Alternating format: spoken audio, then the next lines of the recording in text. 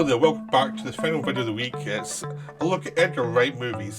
The reason I'm doing it just as one video is I'm not quite sure there's enough to do individual videos on these films for 20 minutes each. I just don't think there's enough there in the films, to be honest.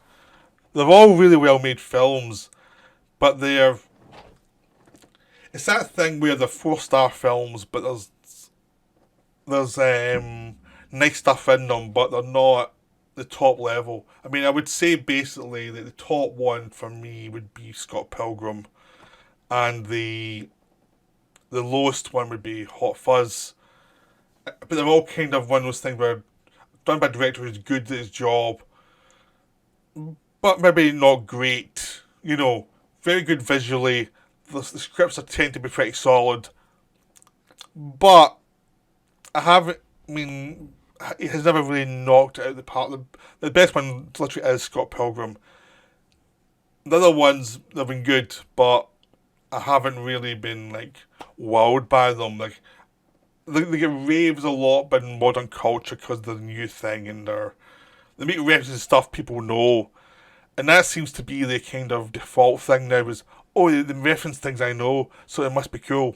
It's like, nah, not really. I mean, even though it's well-made film, just because they do that doesn't mean they're great. It's kind of like Woody Allen references a lot of obscure stuff, and like the snobby critics saying, oh, he's great because his references he must know a lot of stuff, and it's like, nah, his stuff's still garbage. I mean, I don't think Wright stuff's garbage, but there's that feeling of he gets away with a lot of references that if you put the references in, the films might be viewed as a bit more threadbare. But he still does very enjoyable films. It's that kind of weird thing is like, he's a director at the moment, I don't think he's quite matured to the next level. But maybe we'll get there eventually. But he's at the moment he's making entertainment, so you have to judge him on entertainment. So he started out in Space, with Simon Pegg and a bunch of other actors, and it was very enjoyable. 2 scenes of it. It was a lot of fun. I really liked Spaced. You know, I never bothered including it here, but it set up a lot of the kind of gags they did. A lot of like Evil Dead references, a lot of like, Doom references. Very kind of comic book, very kind of cultured in like 90s pop culture, and all the references that people of his age and younger would know. A lot of stuff people would watch. This kind of pop culture that does not like to look anywhere deeper than maybe an odd French film from like Besson or something like that. It's just that kind of thing. It's that they're not going to be referencing like Terrence Malick films. You know, they might reference an odd Korean film or something, or they might reference John Woo, but there's not going to be that deeper cut. It's going to be the mainstream exports from any culture. They might get a reference, but nothing that's very small. It would be. And nothing that would be complicated to reference. There's that kind of element to it. But the first film they made, him and Simon Pegg, they wrote together, was Shaun of the Dead, which is probably the strongest of the 3 films they wrote together. I mean, it has the simplest plot, basically a zombie attack, and it's about a bunch of Londoners who try and survive a zombie attack, and it's a comedy, and it's all about relationship between friends, and how kind of relationships die and have to be reborn and all of that stuff, using zombies as a metaphor. It's a very simple film. It's about a guy dealing with his parents, dealing with his friends, dealing with people he doesn't like who are friends of his friends and stuff like that. And it's really well done. And it goes like quite a clip. And the best stuff that is quite good about it, the idea that the Simon Pegg character is a loser. He is. A lot of the problems are his own fault because he doesn't actually pay enough attention. And he does fall into old traps quite easily. And even at the end, he hasn't learned that much. I mean, at the end, he's still made a lot of mistakes. A lot of people died. And he's still very kind of conformist to the new world. The new conformity he's unquestioned about, no matter what he's gone through. So that's quite good because that's kind of realistic. You know, so there are little bits like that they put in these films that do work really well because they are a bit more critical. But for me, there's not enough. Because it's easy enough for a lot of people just to ignore that little bit and get high in all the other stuff. That's much more, you know, quick paced and silly jokes and things, and they go for that more than the actual darker stuff, which is why I think I like World's End better than a lot of people. But it's still a very good comedy. I just think that the second half it could have gone a bit deeper, and it would have still been funny, and it could have. It's just one of those things. Is like the setup was better than the finale. So they're going to the pub. They go for certain jokes that were. You felt that there was like another 5-10 minutes worth of stuff in the pub that could have been more interesting, which they don't really get to, and it's like that's my kind of problem with Shaun of the Dead. Ultimately, even though it's a very enjoyable, entertaining film, it could have been a bit longer. It's one of those that could have been slightly longer and into a bit more depth of some of the characters, a little bit more. But it's still a very good film, you know. And that's the problem with this. I've said there's sometimes they go for the surface stuff, but they're well-made films.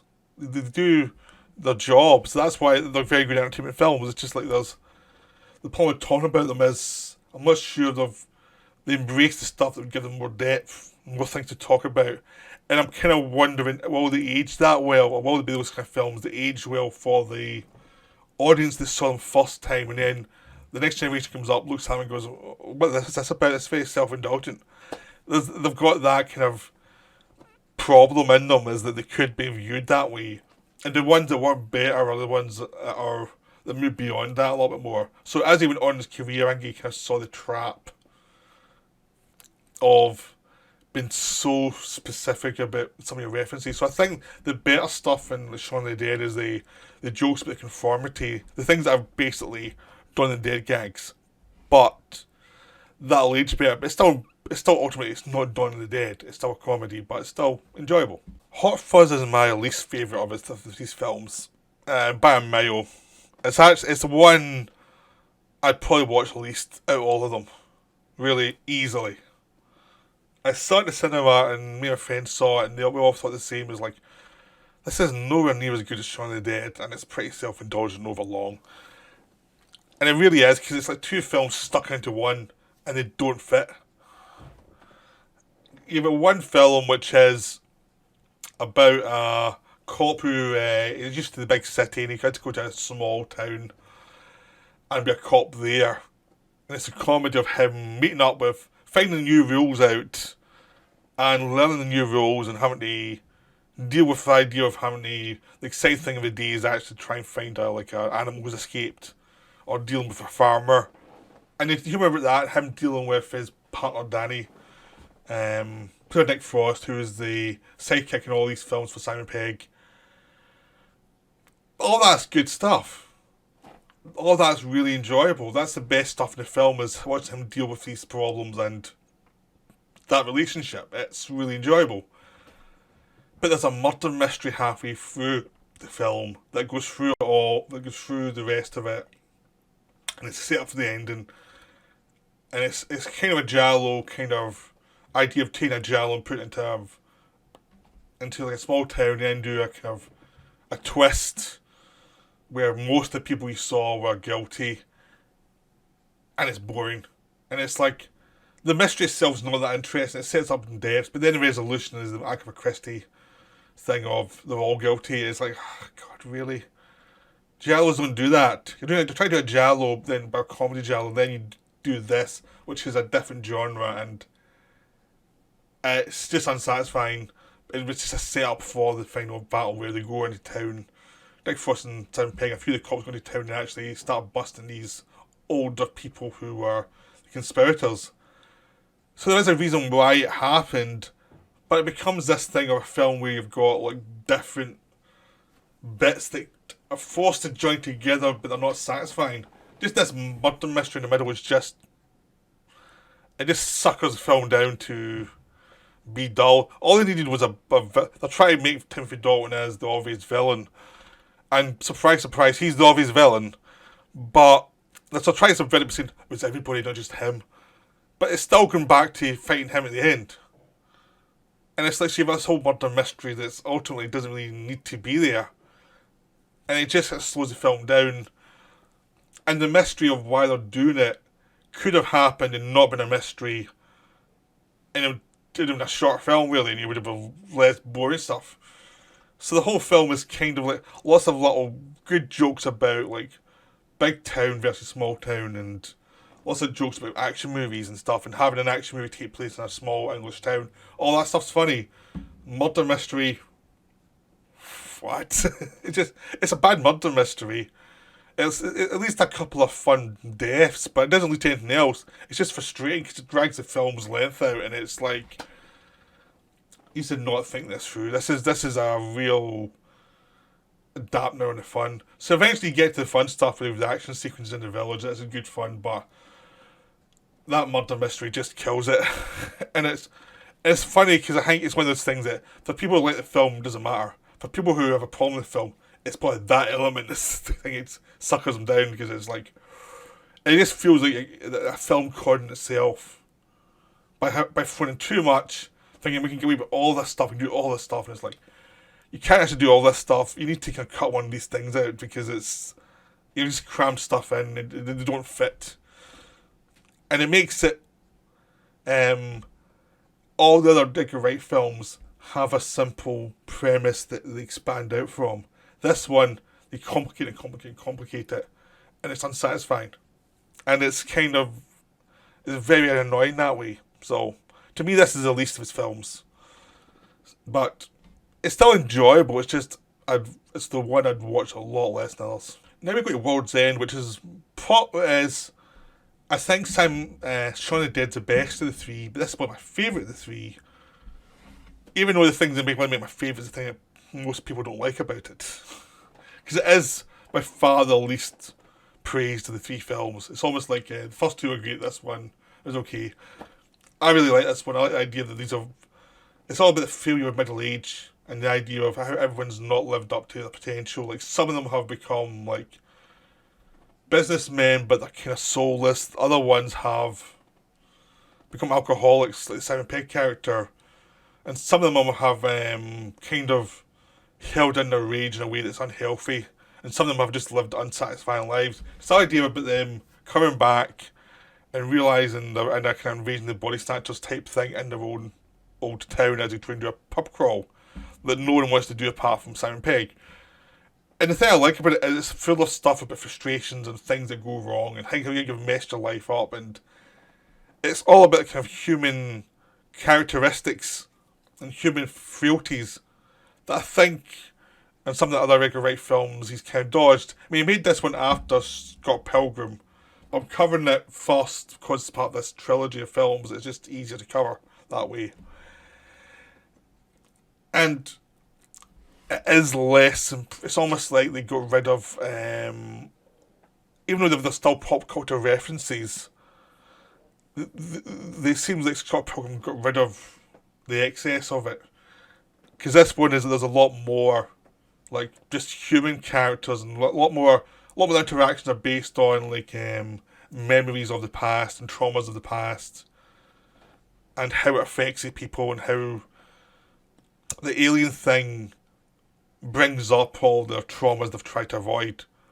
So even though it's a bit of a messy script, and there are some things that a couple of characters get taken out in ways that are unsatisfying, that could have been done a bit better, it's still very enjoyable because everything pays off in interesting ways.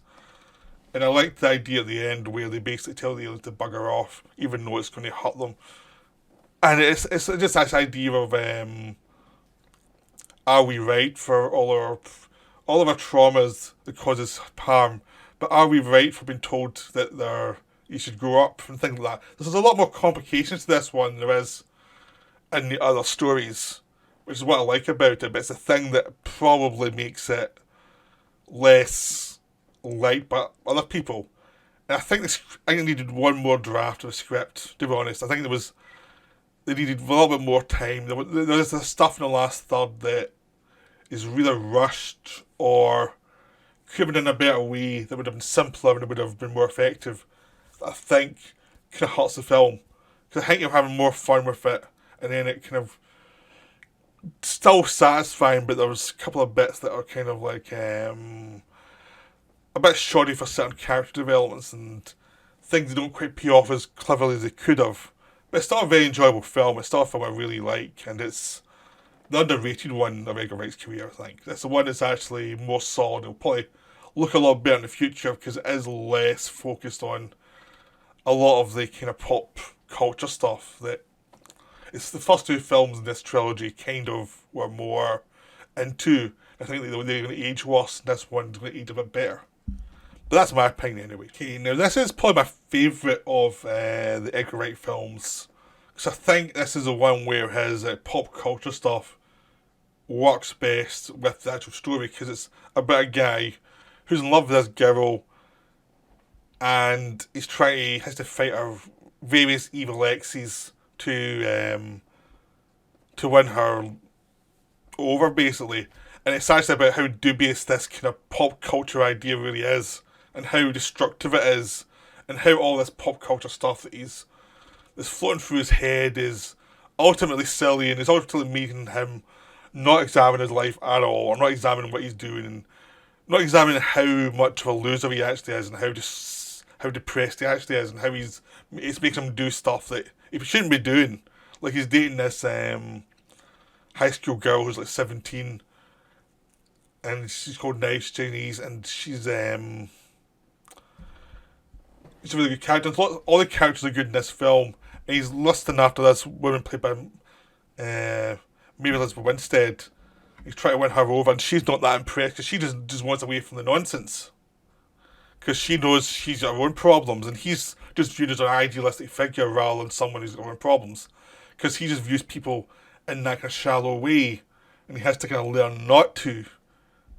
And learn that he's also very problematic himself, and he's a really difficult person to get on with, and he causes havoc for everybody. And it's trying to kind of deal with that while having this kind of pop culture idea of trying to fight off the kind of legacy of the exes of your girlfriend, and how that kind of causes you trauma as well, because it kind of makes you examine who you are. But it's all done with lots of fights and lots of ridiculous gags, but it's the one film where he actually merges the kind of pop culture stuff with, the subtext of the film and what the film's about. It's like his probably his most mature film by being the most immature on the surface, which really works. It's also because he's no longer working with Simon Pegg in this one or Baby Driver. It allows him to actually focus in certain things that maybe he wasn't allowed to focus in all these other films, or it wasn't really the aim of the other one, where it becomes much more like he's a musical director. He shoots sequences as if they're always musical sequences, and he's more of a melodramatic director, and he's actually delivering the film through the eyes of the person and letting you interpret what they're thinking by yourself, and being a bit more distant and a bit. See, he's actually less clingy as a director when he's working by himself. Like, he lets you kind of work it out a lot more, which I quite like about it. It's also, he is more of a musical director, and he's more about the beats of the song, the beats of the music, how they affect the character, affect the editing. And the actual films are freer, and they're less British, and they're less tied to the kind of grubbiness of our culture, our British culture, a little bit. Which is kind of the strength and weakness of that trilogy he did with Simon Pegg, where a lot of the stuff, the interesting stuff came from that, but also meant you weren't getting some of the better Edgar Wright stuff because everything was tied to that. So you couldn't really go fully free with his visuals, which he can do here, and he actually does a lot more with them, and he sends up things a lot more, and it's an interesting thing. Once he's been free of the British culture, he actually manages to become more melodramatic but more interesting in the same way. So it's like, it's kind of hard to do a video about him just now because he actually is still in the middle of a career. Now you're feeling you're probably doing it 2 films too early or something, because something like this is more interesting, and something like Baby Driver is more interesting in different ways from his earlier films, where I think some of the sitcom elements were a bit too pronounced and too easy, and they get away with things that were a bit lazy sometimes. Here it's a bit more ambitious. It's almost like he knows some of his shortcomings from these other films, and he seems to be trying to be more visual and trying to make it everything tie in more. So Scott Pilgrim's a terrific film. A lot of terrific actors in it. Everyone's having a blast. You can tell everyone's enjoying themselves. And it's nice and silly in lots of fun ways. And it's not only ridiculous, but it's also got actual real subtext everything as well. And which is based on how you delude yourself. Which led into World's End, which a bit people delude themselves as well. But I try to do the trilogy first, then this. But those two films feel kind of connected. World's End and Scott Pilgrim feel connected, really. So, the ones about, like, Scott Pilgrim easily become the Simon Pegg character in World's End. Really easily. So, there is that. So, now we're going to Baby Driver. Baby Driver is a weird one because it is a musical, basically. I mean, it's shot like a musical because it's got car chases, and the car chases are timed to the music sequences you hear because Baby Driver's get tinnitus, so he has to actually play music and go to the beat of the music to drown out the tinnitus in his head. So there is a reason for it, but it's also a chance for Edgar Wright to actually use cars the way like Argento would use a horror sequence, which is basically Argento films in the 70s. There was a plot, but there's also the horror stuff was almost like set pieces that were connected to the drama, but also there for their own melodramatic excess and visual excess. Now the film has that as well. So the first two robberies where babies the kind of getaway driver are just pure visual style and just a lot of enjoyment. Later on, there's also a sequence where you see him going home and he's dancing around on his way home and on his way to different places, and he is like a musical headspace. And there's lots of musical things like you go to laundrette and there's everything's colour coordinated. Like there's some are blue, some are green, some are yellow, and it's all done as if it's a musical.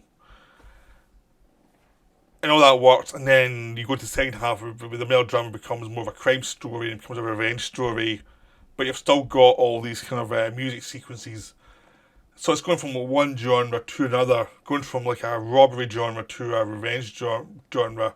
But it works a lot better than Hot Fuzz, where I thought the genre mixing kind of clashed a bit. Because there's too many of them. This one, it's two genres, and this character's stuck in the middle of going from one kind of story to another. And he's trying to get out of life of crime. It's a very simple story, and they don't clutter it.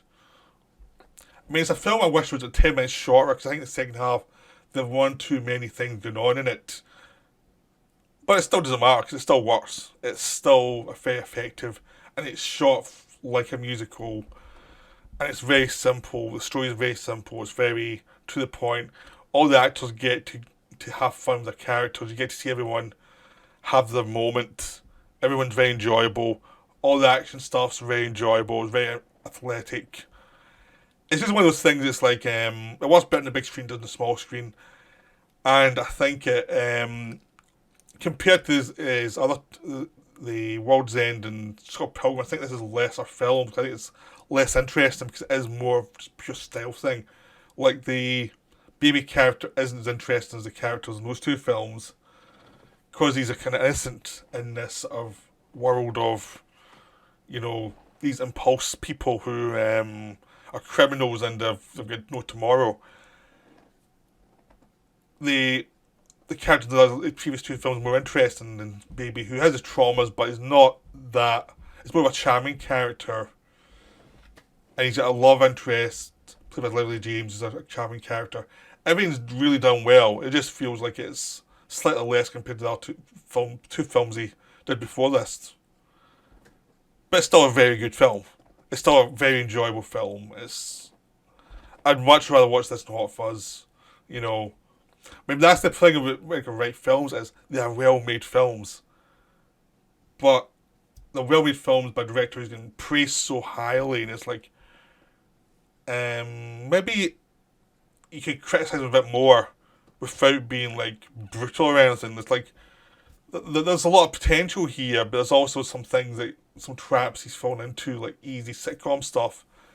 And it could keep on going and being interesting. Just depends how he goes. He's got a last, like a One Night in Soho or something like that coming out this year. Hopefully that'll be good.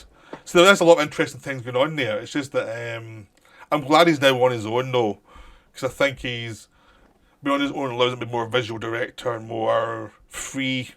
So I'm interested to see where he goes. I'm kind of glad that's happening. So it'll be interesting to see what happens. I just think he's in a potential trap where his fans are so much fans they might not tell him stuff he needs to know. Like, you're going off track here. Because a lot of directors are a lot of potential, and then the fans are everything they do is great, and then it becomes a case of they become more and more boring and become more stuck in their own myth. And I hope it doesn't happen. I'm hoping he kind of keeps critical and keeps doing what he's doing and tries to keep advancing. Because this is still a really interesting career. It's just it's an interesting phase at the moment where there's a lot of potential, but there's some bad habits there as well that could get in the way. Like, he always references what's going to happen at the end at the beginning in a subtle way, and it's become a habit now. And it's like, you just stop doing that. You're kind of it's becoming boring because people are starting to pick up on it. Like, it's easier to actually ruin the film that way now. Like, it's such a habit. So there's things like that hopefully we'll stop doing and trust the stories a bit more. But this is still an interesting career. I was probably a bit hard on the start of the video, just to let people know it's not going to be a rave or anything. Just like, this is an interesting career, but there's potential problems. So I hope you enjoyed this, and I'll be back next week with some more videos. Right, bye for now.